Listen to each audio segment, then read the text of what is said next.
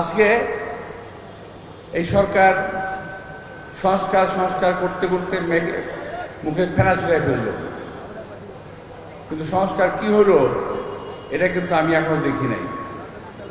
আমার নজরে আসে না কি সংস্কার হয়েছে, আপনাদের নজরে আসছে কিনা আমি জানি না। আপনারা দেখবেন আপনাদের সামনে যে পোস্টার আছে, এই পোস্টারের মধ্যে 11 দফার মধ্যে আছে প্রশাসনিক সংস্কার কমিশন। এইটা কিন্তু 2.5 বছর আগে আমাদের নেতা তারেক রহমান সাহেব বলেছেন।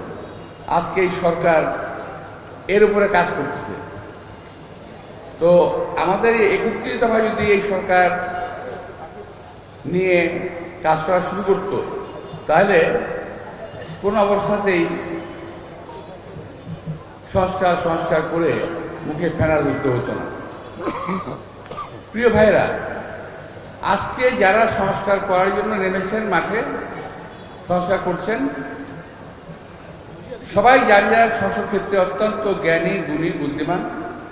আমি তাদের সবাইকে সম্মান করি, কিন্তু সম্মানের সঙ্গে এটাও বলতে চাই যে আপনাদের সঙ্গে তো এই দেশের মাটি এবং মানুষের কোনো সম্পর্ক নাই, ছিল না। আপনারা হঠাৎ করে কি করে বুঝবেন এদেশের মানুষ কি চায়? কি করে বুঝবেন এদেশের মানুষের মনের কথা?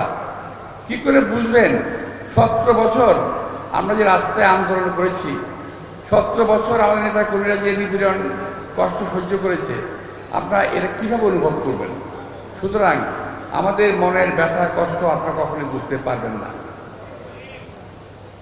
তাই সংস্কার করে সময় নষ্ট করবেন না। যথাসম্ভব শীঘ্রই নির্বাচনটা দেন। এই দেশের মানুষের যে একটা মানসিক অস্থিরতা কাজ করতেছে, এটা আপনারা বোঝেন না? মানসিকভাবে দেশে মানুষ অস্থির হয়ে আছে। কি হতে যাচ্ছে? নির্বাচন হবে না হবে না? কিছু কিছু রাজনৈতিক দলও আছে, নির্বাচন শুনলেই মাথা খারাপ হয়ে যায়, কারণ ওরা কখনো নির্বাচন করবেও না, করেও না। নির্বাচন একটা দেশের মানুষকে স্থিরতা দিতে পারে, নির্বাচন একটা মানুষকে স্থিতিশীল করতে পারে, এদেশে মানুষকে অস্থিরতা কমাতে পারে, কিন্তু এই জিনিসগুলো তারা বোঝার চেষ্টা করে না। তারা শুধু বলে বিএনপি নির্বাচন চায়। খুব কঠিন ভাষায় আমি বলতে চাই না, রোজার দিন আমারও শরীর কাহিল। কঠিন ভাষা বললে বলতাম, আরে ভাই 17 বছর যে আমরা জেল খাটলাম, জান দিলাম, 5,000 লোক জান দিল, এত লোকের রক্ত গেল, 30,000 লোক পঙ্গু হলো বাতাস খাওয়ার জন্য, নির্বাচনের জন্য, কথা বলার জন্য, অধিকারের জন্য। এখন নির্বাচন দিলে বললেই মাথা খারাপ হয়ে যায়। আরে ভাই, আমি যদি ছেড়েও দেই, চ্যালেঞ্জ করে বলতে পারি নির্বাচন ছাড়াই সরকারের ক্ষমতা টিকে থাকতে পারবে না। এই সরকার বলুক যে নির্বাচনের দরকার নাই, আমরাই ক্ষমতায় থাকবো। দেখি বুকে পাটা আছে কিনা, সাহস আছে কিনা। আমরা জোর করে রাতের আধারে নির্বাচন করে ভোট নিতে চাই না।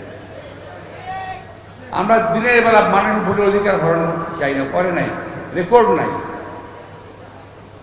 তো আমি এই জন্য অনুরোধ জানাবো যে যত তাড়াতাড়ি সম্ভব নির্বাচন দেন। এবং আজকে আমি কিছুদিন যাবো, আমাকে অনেকেই বলে ভাই নির্বাচন কি হবে। আমি বলি রাজনৈতিক নেতা হিসেবে আমি আশাবাদী নির্বাচন হবে, কিন্তু একজন সাধারণ মানুষ হিসেবে আমি ভাবি অনেকেই নির্বাচনকে বানচাল করার চেষ্টা করছেন। আজকে বিএনপির নামে অপবাদ দেওয়া হচ্ছে, বিএনপি থেকে সব চাঁদাবাজ হয়ে গেছে। আমার কথা খুব পরিষ্কার, বিএনপির মধ্যে যদি চাঁদাবাজ কেউ থাকে, দখলদার কেউ যদি থাকে, থাকতে পারে, বিএনপি ফেরেশতার দল না, থাকতে পারে। যদি থাকে, আপনার দয়া করে থানায় একটা ডায়েরি করবেন, আমাকে একটা কপি দেবেন। থানায় পুলিশকে বলে আমাকে একটা কপি দেবেন, যদি থানায় বলতে না পারেন আমাকে সরাসরি কাগজে কলমে লিখে দিবেন, আমি ইনশাল্লাহ এর ব্যবস্থা নেব।